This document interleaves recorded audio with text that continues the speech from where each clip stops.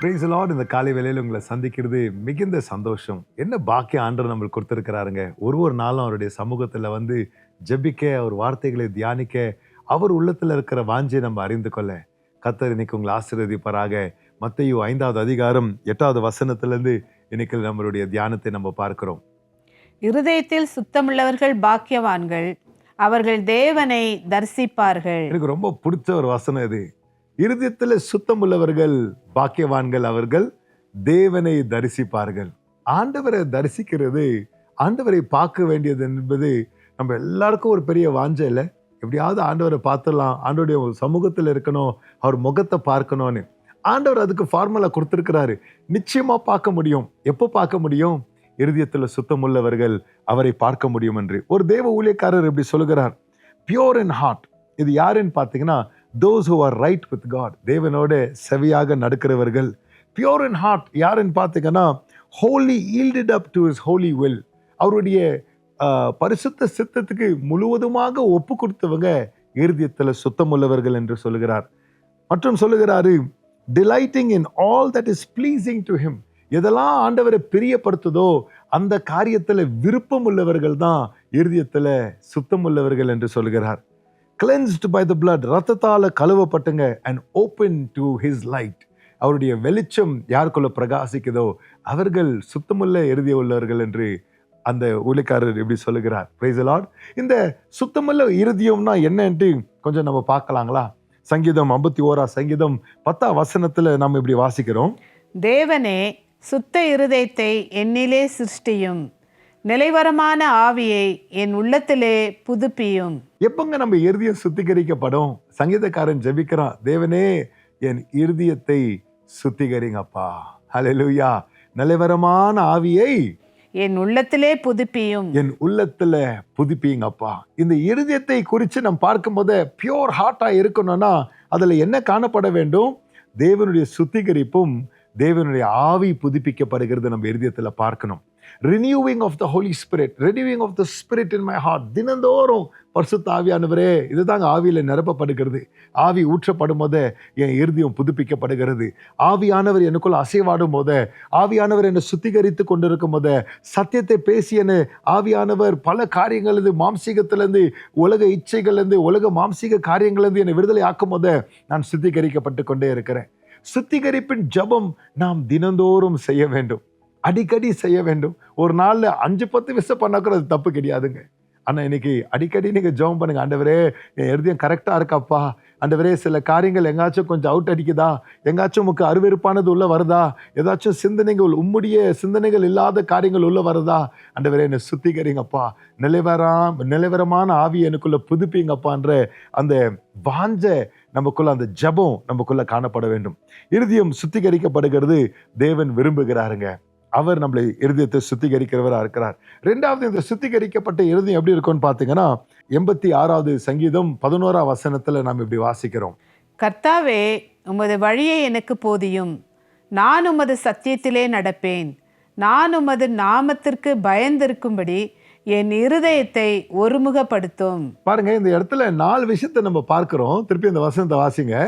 கர்த்தாவே, உமது வழியை எனக்கு போதியும், உம்முடைய வழியை எனக்கு போதியும். என் இருதயம் எப்போ சுத்தமா இருக்கும்? அவருடைய வழிகளை நான் நடக்கும் போதே இருதயம் சுத்தமா இருக்கும். அப்புறம் நான் உமது சத்தியத்திலே நடப்பேன், நான் உம்முடைய சத்தியத்துல நடப்பேன், நான் உமது நாமத்திற்கு பயந்திருக்கும்படி. 2வதாக, அவர் நாமத்துக்கு நான் பயப்படும் போது என் இருதயம் சுத்திகரிக்கப்படும். நாமத்துக்கு நான் பயப்படும் போது, தேவ பயம் எனக்குள்ள இருக்கும் போது என்னுடைய நடவடிக்கை எப்படி இருக்குங்க?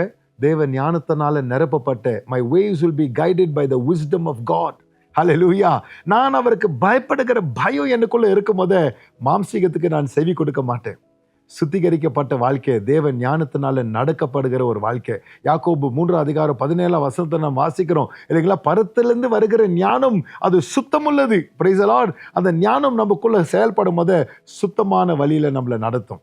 அடுத்தது வாசிங்க அந்த வசனத்துல. நான் உமது நாமத்திற்கு பயந்திருக்கும்படி என் இருதயத்தை ஒருமுகப்படுத்தும். என் இருதயத்தை 3வது பாருங்க, ஒருமுகப்படுத்தும் இல்லைங்களா? No two face. எலியா இஸ்ரவேல் மக்களை பார்த்து சொல்லுகிறார், எவ்வளவு நாள் நீங்க 2 யோசனையாக குன்றி நடந்து கொண்டிருப்பீங்கள் என்று சொல்லுகிறார் இல்லைங்களா? No two face. சபைக்கு வரும்போது ஒரு முகம், வீட்டில் ஒரு முகம், இல்லைங்களா? வேலையில் ஒரு முகம், வீட்டில் ஒரு முகம். அப்படி இல்லை. நான் எப்பொழுதும் எக்காட் என்ற ஒரு வார்த்தையை நம்ம பார்க்கிறோம். பரிசுத்தம், ஒரே முகம். எலியா சொல்லுகிற வார்த்தைகளை நம்ம பார்க்கிறோம். எவ்வளோ நாள் 2 ஒப்பீனியன்ஸ், 2 யோசனைகளாக நீங்க குன்றி நடப்பீங்கள் என்று எலியா இஸ்ரேல் மக்களை பார்த்து சொல்லுகிறார், இல்லைங்களா? அப்போ இந்த ஒரு முகம்னா என்னதுங்க? பல முகங்களை இல்லாமல், இல்லைங்களா? ஒரு முகம்னா என்னங்க? No divided interests. அங்கேயும் இங்கேயும் சிந்தனைகள் இல்லை. இயேசு இந்த சீஷர்களை பார்க்கும் போது எல்லார் மைண்டும் என்னவா இருந்துச்சு? டிவைடடாக தான் இருந்துச்சு, இல்லைங்களா? அவங்களெல்லாம் என்ன பண்றாரு? 120 பேரை மேலே ரூம்ல அடிச்சு வைக்கிறாருங்க. அடிச்சு வச்சு என்ன பண்றாரு? ஜெபத்தில் காத்திருக்கும் போதே அந்த எல்லா டிவைடட் மைண்டெல்லாம் ஒரே மனசா மாறுது, ஒரே முகமாக மாறுது. பெந்தைகோஸ்து நாள் அன்றைக்கு அப்போஸ்தலர் 2 அதிகாரத்தில் நீங்க பார்த்தீங்கன்னா, அவர்கள் மேலறையில் ஒரு மனத்தில் கூடி இருக்கும்போது பரிசுத்த ஆவியானவர் ஊற்றப்பட்டார். Praise the Lord. அப்பொழுது அவங்க இருதயங்கள்ல தேவனுடைய அக்கினி கொழுந்து விட்டு எரியுது நம்ம பார்க்கிறோம், இல்லைங்களா? அவங்க மேல அக்கினி நாவுகள் இறங்கி வருகிறது நம்ம பார்க்கிறோம். அல்லேலூயா.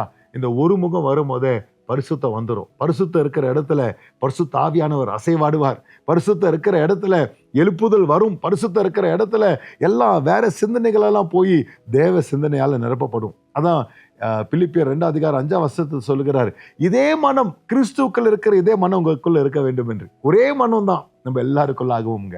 அல்லேலூயா. அப்போ இந்த பரிசுத்தமான இருதயம், பியோர் ஹார்ட்டுக்குள்ள என்னன்னு பார்ப்பீங்கன்னா இந்த காரியங்கள்லாம் பார்ப்பீங்க. அல்லேலூயா. என்ன பார்க்கிறோங்க? பரிசுத்தமான இருதயத்துல முதலாவது நம்ம என்னங்க பார்க்கிறோம்? உங்களுடைய வழிகளை எனக்கு போதிங்க.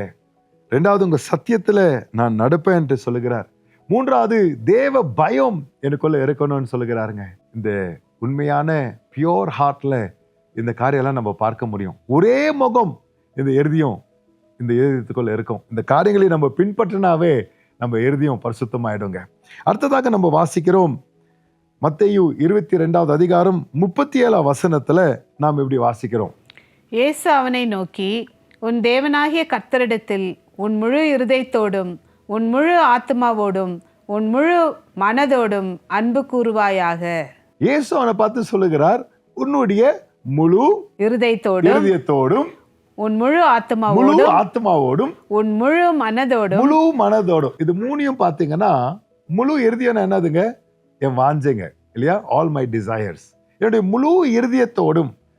அடுத்து சொல்றாரு முழு ஆத்மாவோடும். முழு ஆத்மா என்னங்க? த மென்டல் ஃபேக்கல்ட்டி, இல்லைங்களா? என்னுடைய எமோஷன்ஸ், ஃபீலிங்ஸ், என்னுடைய மெமரிஸ் இதெல்லாம் இங்கே தான் இருக்கு ஆத்மால, இல்லைங்களா?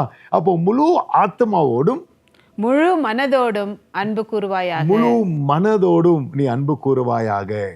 ஆண்டவர் என்ன கேட்கிறாருங்க? இந்த பியோர் ஹார்ட்ல என்ன காணப்படும்? தேவனுடைய அன்பு காணப்படும். தேவனை நேசிக்கிற அந்த உள்ளத்தை நம்ம பார்க்க முடியும். ஹல்லேலூயா. கர்த்தரால சுத்திகரிக்கப்பட்ட இந்த உள்ளம், ஒரே மனமா இருக்கிற இந்த உள்ளம், சத்தியத்தை கேட்டு சத்தியத்தின் பாதையில நடந்து கொண்டு தேவ பயம் இருக்கிற இந்த உள்ளத்தை பார்த்தீங்கன்னா தேவ அன்பு நிறைந்த உள்ளமா இருக்கும். Praise the Lord. இந்த உள்ளம் தேவ அன்புக்கு திறந்த ஒரு உள்ளமாக இருக்கும்.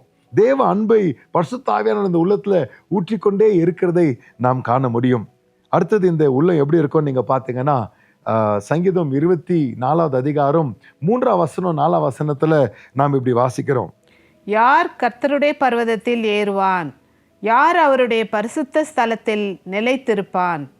கைகளில் சுத்தமுள்ளவனும் இருதயத்தில் மாசில்லாதவனுமாயிருந்து தன் ஆத்துமாவை மாயைக்கு ஒப்புக்கொடாமலும் கபடாய் ஆணையிடாமலும் இருக்கிறவனே.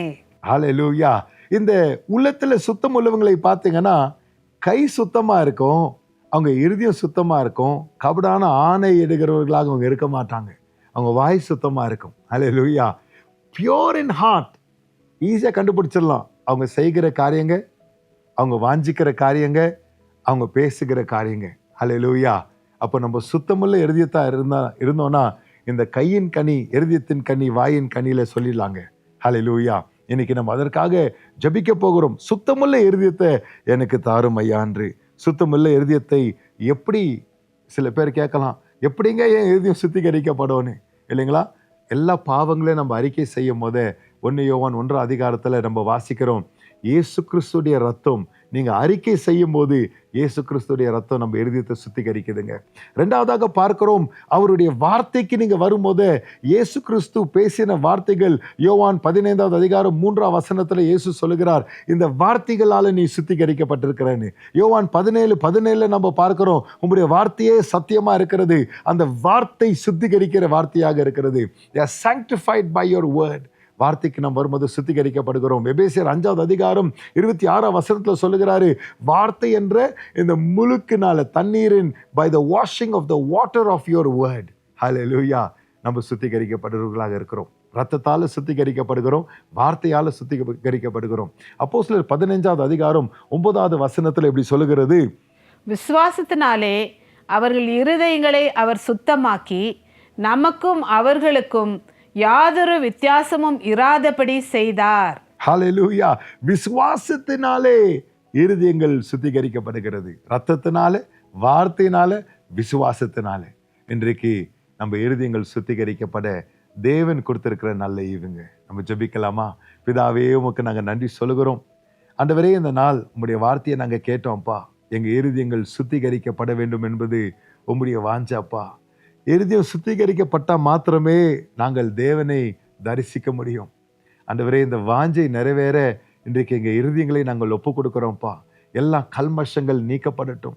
தேவனுக்கு அருவருப்பானங்கள் எல்லாம் வேரோடு பிடுங்கி போடப்படட்டும் அப்பா. எங்களை இன்னும் பக்குவப்படுத்தி கொள்ள, இன்னும் சுத்திகரிக்கப்பட, இன்னும் உங்க போல நாங்கள் மாறப்பா. எங்களுக்குள்ள கிரியை செய்யுங்கப்பா. உண்மை நாங்கள் நேசிக்கிறோம் ஆண்டவரே. உண்மையே நாங்கள் பார்க்கணும்ப்பா. உம்மோட நாங்கள் வாழணும்ப்பா. தடையானவைகளை நீக்கி போடுங்க. கேட்ட வார்த்தைகள் ஒன்றொன்றும் அப்பா எங்கள் வாழ்க்கையில நிறைவேற்றுங்க. சுத்தமுள்ள மனவாட்டியா நாங்கள் இந்த கடைசி நாளில் ஆயத்தப்பட எங்களுக்கு உதவி செய்யுங்க. உமக்கே துதிகன மகிமை உண்டாகட்டும். இயேசுவின் மூலம் ஜெபிக்கிறேன் ஜீவனுள்ள நல்ல பிதாவே. ஆமென், ஆமென்.